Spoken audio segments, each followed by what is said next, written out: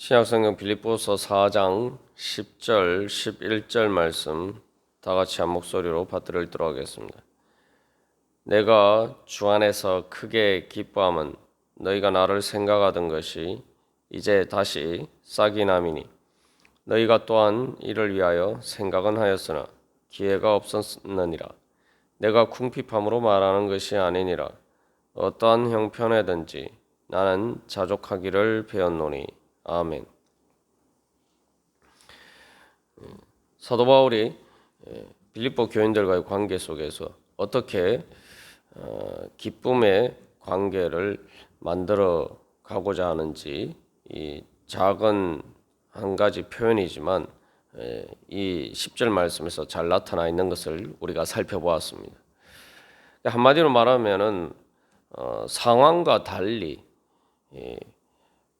빌립보 교인들이 바울을 후원하는 것이 계속되든지 또 그것이 중단되든지 그러한 것과 상관없이 바울이 빌립보 교인들을 생각하고 또 기뻐하는 마음은 여전히 변하지 않고 항상 동일했다는 것을 알 수가 있습니다.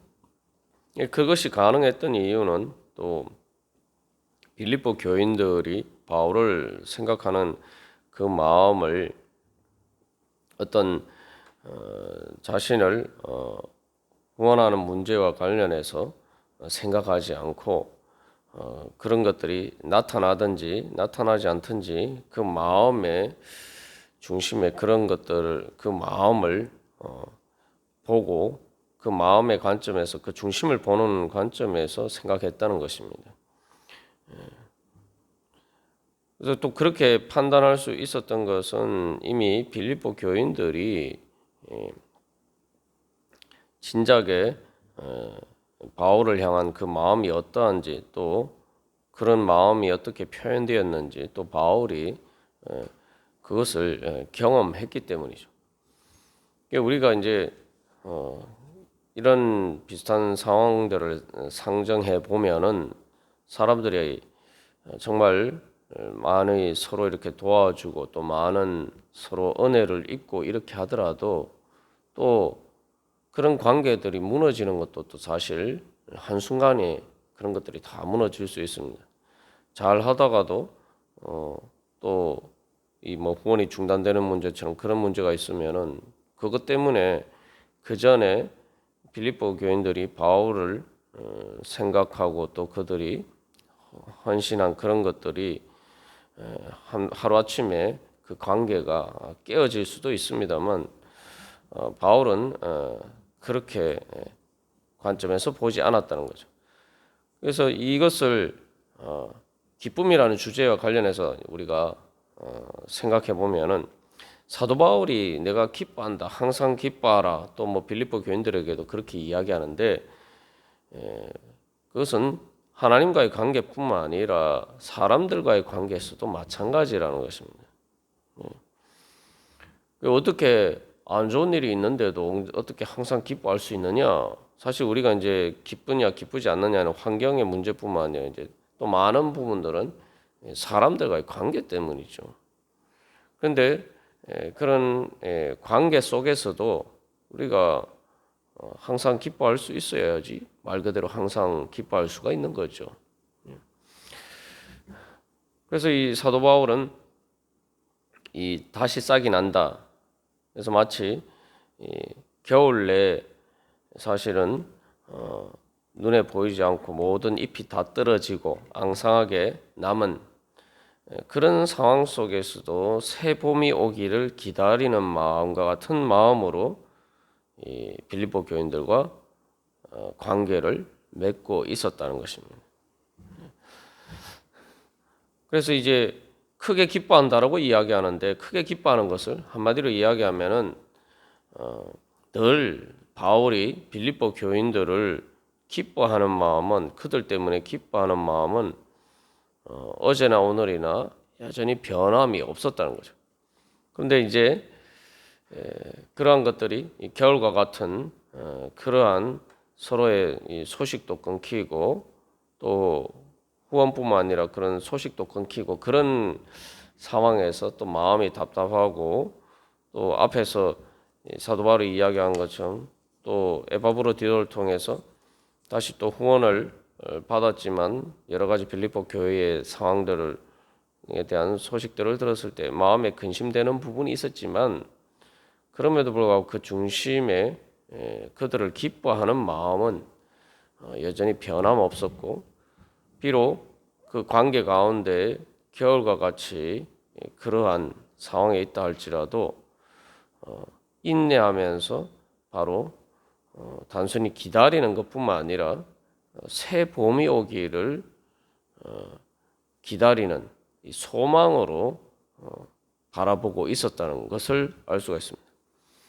그렇기 때문에 단순히 다시 싹이 났을 것 때문에 기뻐했다 우리가 그렇게 생각할 것이 아니라 싹이 나기 전에도 인내하면서 소망할 때에도 바로 기뻐했다는 거죠. 그래서 인내라는 것이 그저 참고 힘든데 그냥 억지로 참는 게 아니라 그 가운데서도 걱정 근심이 되지만 중심은 기뻐하는 마음이 중심을 이루고 있기 때문에 인내할 수가 있는 거예요. 그래서 인내는 소망을 가지고 인내하는 거예요. 다는 관점에서 우리가 기뻐할 수가 있는 겁니다. 그렇게 됐을 때에 마침내 또한 그가 기뻐하는 바로 그 마음들이 현실로 이렇게 뭔가 다시 바울을 생각하고 후원하는 그러한 일들로 나타났을 때에 크게 기뻐할 수가 있었다는 거죠. 그래서 원래 기뻐했는데 그러한 것들이 발현이 되었을 때에 더욱 크게 기뻐할 수 있었다. 이게 이제 바울의 마음입니다. 봄에 꽃이 피었을 때 기뻐하는 바로 그러한 마음인데 그것은 겨우 내내 그 봄이 오기를 소망하는 그 마음이 있었기 때문이죠. 그래서 여기 다시 싹이 난다는 말을 다른 말로 하면 부흥이라고 또 표현할 수도 있습니다. 부흥이라는 것이 말 그대로 에스겔서에서 마른 뼈가 살아나는 것을 이제 대표적인 부흥이고 그것은 또 다른 말로 하면 이제 부활이죠. 부활.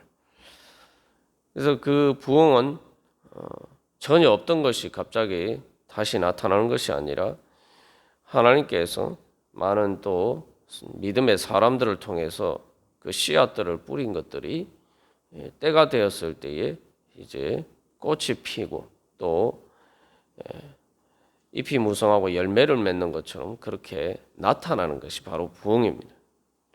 그래서 우리가 부흥이라고 할 때에 이 사람들이 회심하고 많은 사람들이 주님 앞에 돌아오는 것을 이제 보통 그런 하나님의 큰 역사들이 일어날 때 이제 부흥이라고 합니다만 이 바울의 관점 속에서 바울이 크게 기뻐하는 것은 바로 이 부흥의 기쁨인데 중요한 것은 그것을 위해서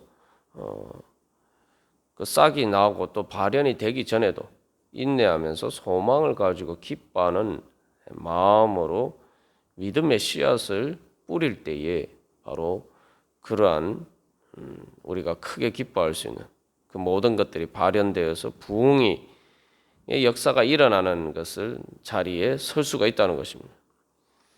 그렇기 때문에 어떻게 보면 또 이 말을 그래서 이 다시 싹이 난다는 말이 빌립보 교인들이 다시 그들 안에 영적인 부흥이 일어나서 그런 모든 기회가 없었다라는 말처럼 상황의 어려움들을 이제 극복할 수가 있었다.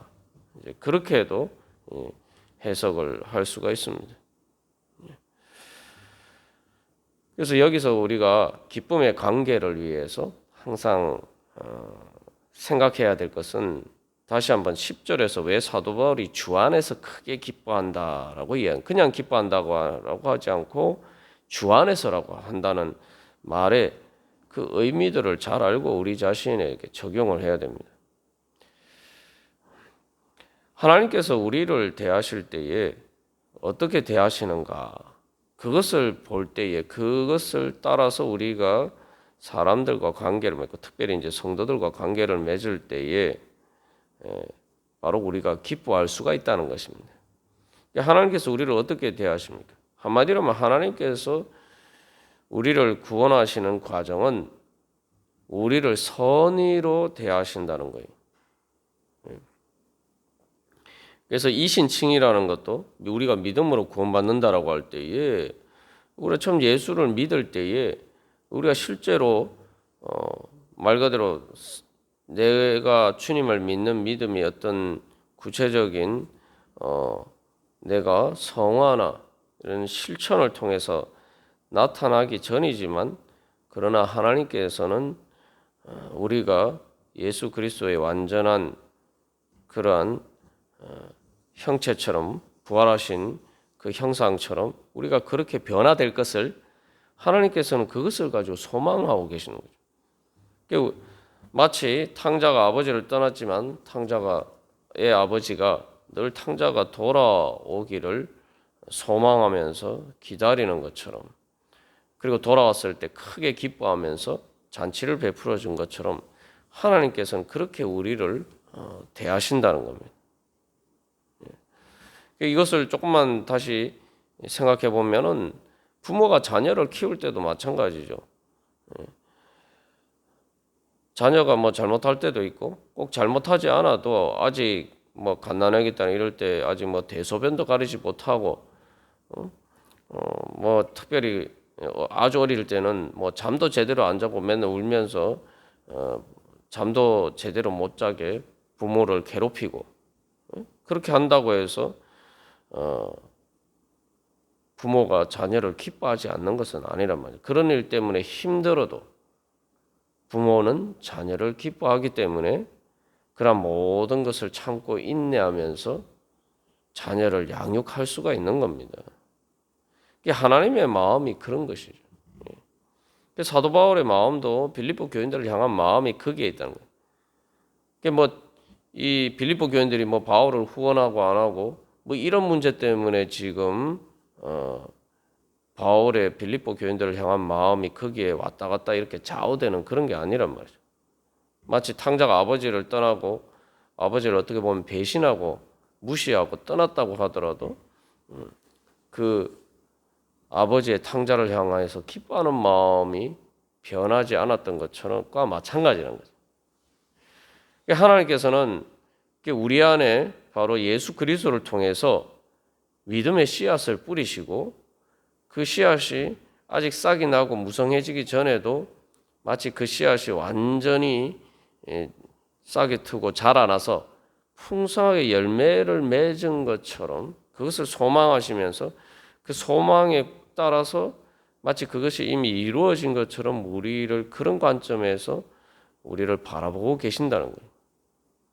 그렇기 때문에 하나님께서는 변함없이 우리가 상황이 왔다 갔다 하고 또 내가 하나님을 향한 마음이 왔다 갔다 하고 또 그렇지라도 늘 주님께서는 우리를 사랑하시고 신실하게 우리를 기뻐하시면서 인도하시는 그런 은혜를 베푸실 수가 있는 것입니다. 바울도 주 안에서 크게 기뻐한다는 것은 바로 하나님께서 바울 자신을 그렇게 대해 주신 것처럼 바울도 그 빌립보 교인들을 그런 마음으로 대하고 있다. 사실은 바울이 빌립보 교인들에게 원하는 것도 바로 그겁니다. 내가 너희들을 향한 마음이 네가 뭐 이 후원이 중단되었다고 해서 내가 너희들을 기뻐하는 마음이 뭐 사라지거나 그렇다고 또 다시 후원 받았으니까 그 사라졌던 마음이 뭐 다시 생겼다. 너희가 이렇게 생각하지 않았으면 좋겠다.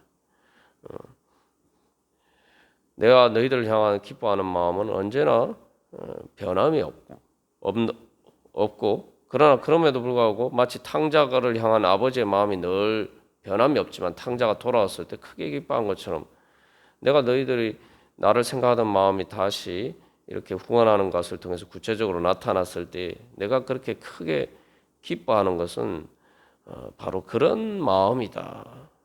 뭐 그런 물질 때문에 내가 뭐 궁핍하니까 11절에서 이야기하는 것처럼 궁핍하기 때문에 너희들이 내 필요를 채워줘서 그 물질 때문에 내가 기뻐하는 것이 아니라 너희들이 나를 생각하는 그 마음이 다시 살아나서 내가 기쁘다.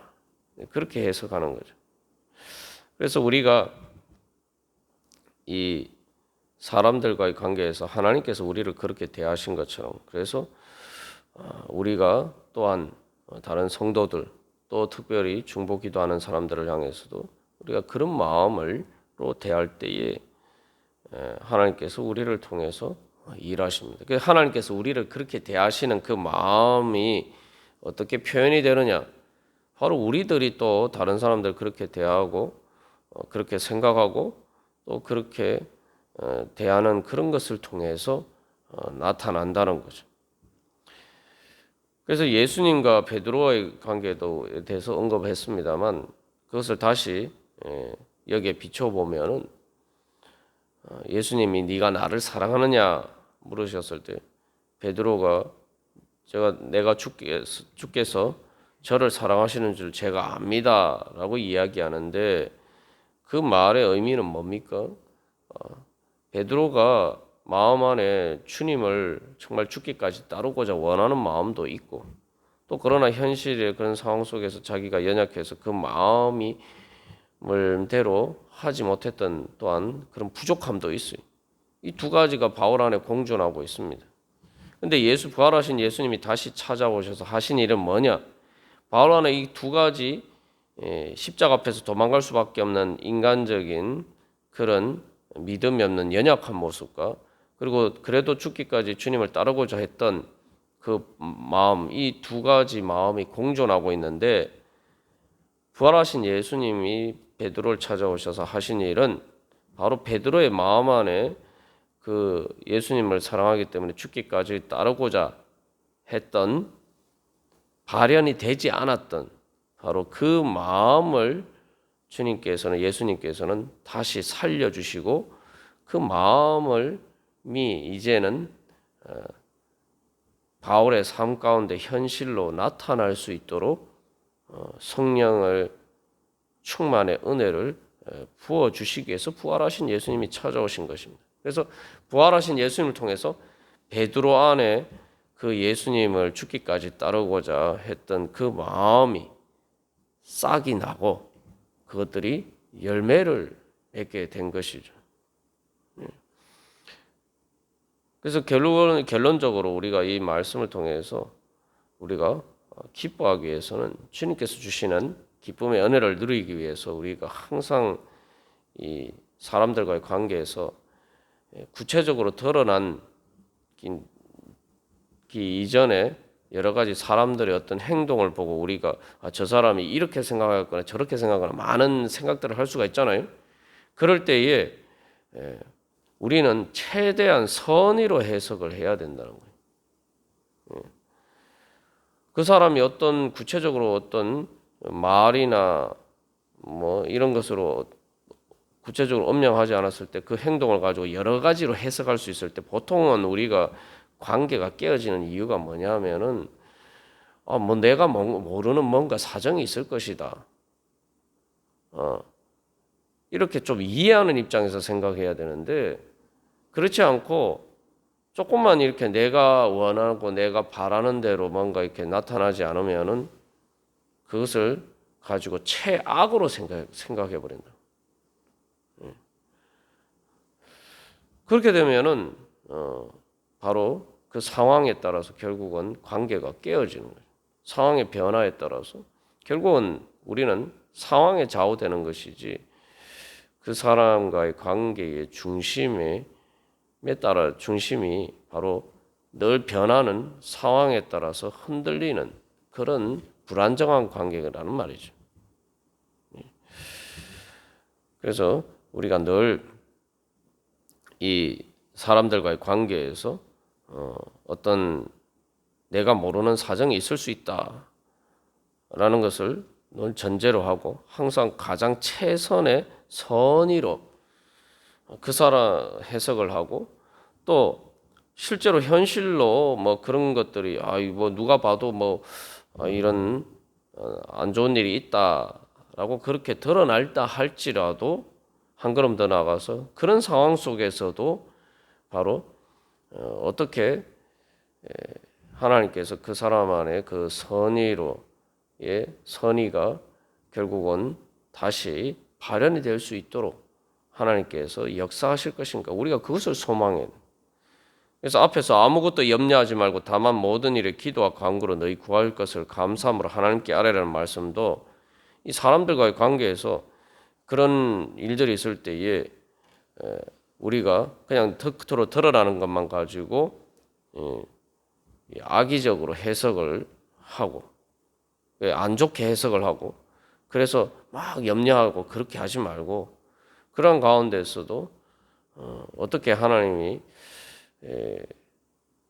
그 마음 안에 발현되지 않은 마치 예수님 베드로를 대하신 것처럼 그러한 선한 의도들이, 선한 것이 다시 싹이 나고 열매를 맺을 수 있을 것인가, 그것을 소망하면서 기도하라는 그런 말씀을 우리가 이 말씀을 통해서 우리가 자신의 삶에 또 관계에 적용할 수가 있을 것입니다.